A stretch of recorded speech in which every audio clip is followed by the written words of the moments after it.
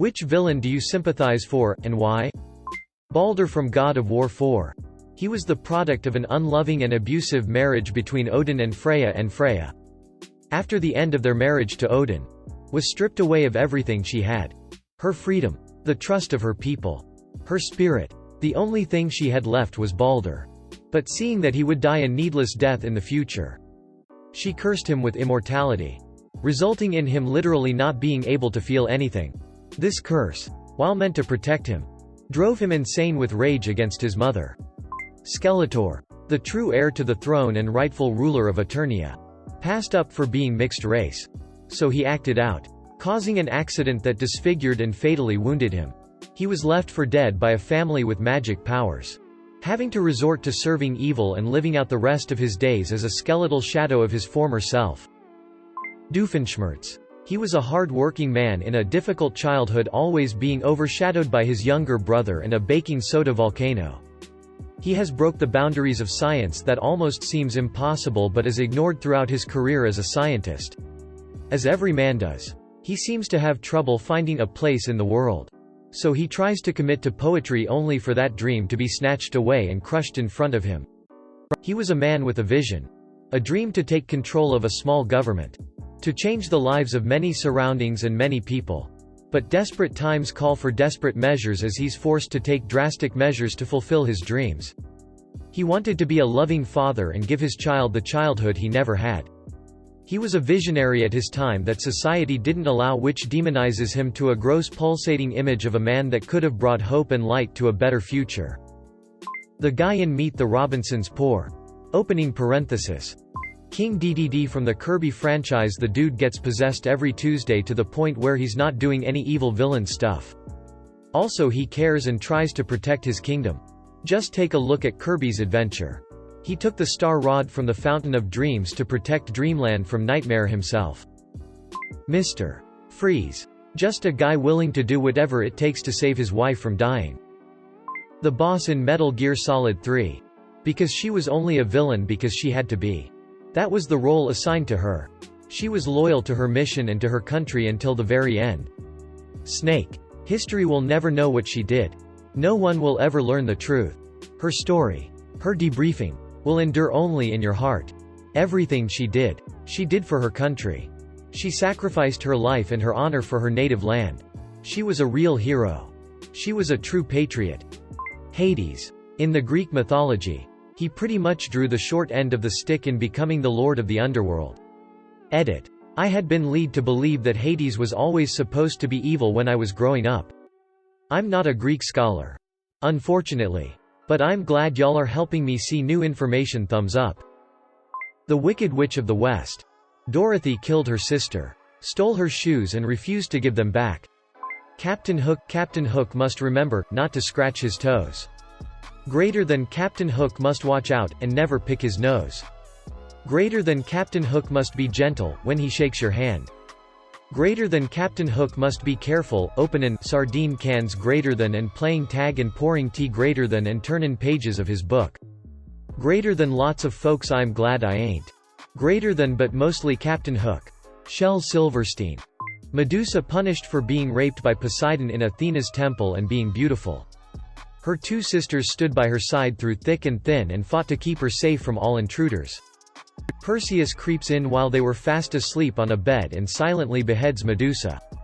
He then cowardly escapes, leaving the cries of her sisters, and becomes a hero. I really wish this story didn't exist. Or that she was accurately portrayed not as the villain, but a victim. Spoilers for a 24-year-old movie ahead. The villain from The Rock, General Hummel, was just trying to secure military benefits for his soldiers killed in Black Ops authorized by the US government. This money was supposed to come from a slush fund from illegal weapon sales also perpetrated by the government itself. And his threat against San Francisco was initially a bluff. He was basically trying to look after his men, but became desperate after exhausting the proper channels. Edit. Wow, did this blow up? Woke up to 200 notifications. Jeez. Kronk. The man just pulled the wrong lever. Jack Nicholson in As Good as It Gets. People don't understand how bad real OCD is and how it changes people and the pain they suffer. If you hate which side of the bed you sleep on and think it's OCD. Maybe it is.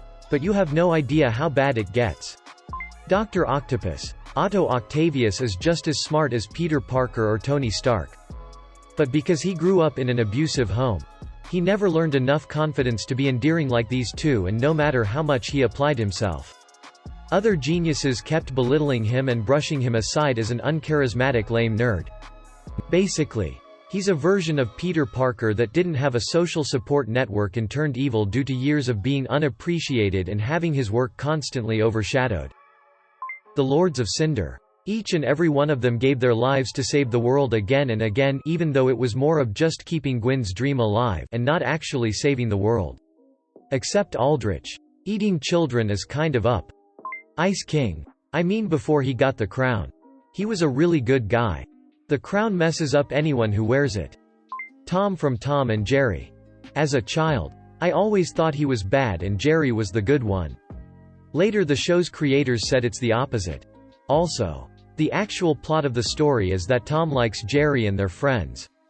But if he doesn't chase Jerry, the owner will think he's lazy and useless and throw him out and get a new cat.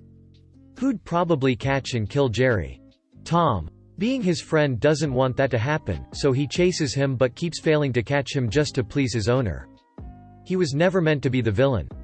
Invader Zim. I just want him to win so badly because I want every single member of his species, including the tallest, to realize he is somewhat capable, although he is at times his own worst enemy. Also Doofenshmirtz, because despite his increasingly tragic backstories he was an amazing father to Vanessa. Robbie Rotten. How dare that Sporticus try to get me off the couch and be active. Frankenstein's monster. The dude was created by a power-hungry narcissist who chopped up a bunch of dead bodies and sewed them together so he could brag about creating life and elevate himself to God level. Then, the narcissist rejects him for being ugly and leaves him to fend for himself. To make matters worse, the whole entire world also rejects him for being ugly.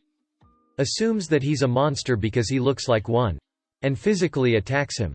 He eventually takes shelter near an isolated cottage inhabited by a family. He befriends the blind father and does favors for the family. He grows fond of them and feels like he finally has found people willing to accept him. But the rest of the family were afraid of him, and one day, he finds out that they fled their home. Feeling hurt, he sets out to find the narcissist who promises that he'll create a partner for him so he won't be lonely. Then the narcissist changes his mind and destroys all of his research that helped him create the monster.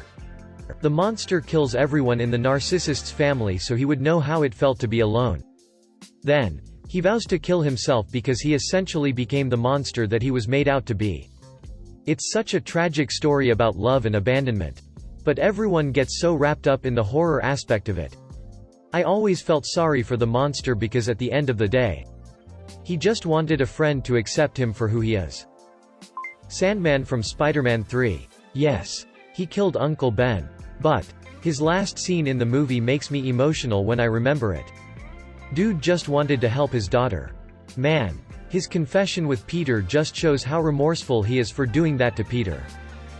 Hades from Disney's Hercules. Pretty that he got the underworld while his bros got sky and sea. Dr. Doofenshmirtz from the second dimension. He lost his choo-choo. Team Rocket Jesse and James. If you've seen Pokémon episodes, this needs no explanation. Anakin went from child slave to child soldier and then had every one of his concerns and fears brushed aside. Probably still doesn't excuse the child slaughter though. Zuko. My first time watching. Even before his arc. It was just so heart-wrenching seeing him doing everything just to be loved and accepted by his people. His father. Nolan's Harvey Dent edit. My most upvoted comment ever. Thanks guys. The Grinch. Everybody was a bag of dicks to him and really he just wanted to belong. Luke Castellan. He was manipulated by Kronos but ended up pulling through and sacrificing himself for the greater good. Same for Selenia, but she was never really a villain. Megamind, because let's be honest, he was only the villain because of bullies and an overachieving Superman wannabe. Edit 1. Thanks for all the upvotes. Edit 2. I have not watched the movie in a long time. So this response is coming from a 11-year-old me. So those saying this is a terrible response can deal with this how they will. The bad guy in Shazam. The original Shazam guy just straight up told a kid that he was worthless. Like it's normal to be tempted to greed and like that when you're a kid. But just cause the kid was no exception. Black Shazam told him he was worthless and ditched him. For real. If I had a guy tell me I was going to grow up to be nothing when I was a kid, that would have me up too.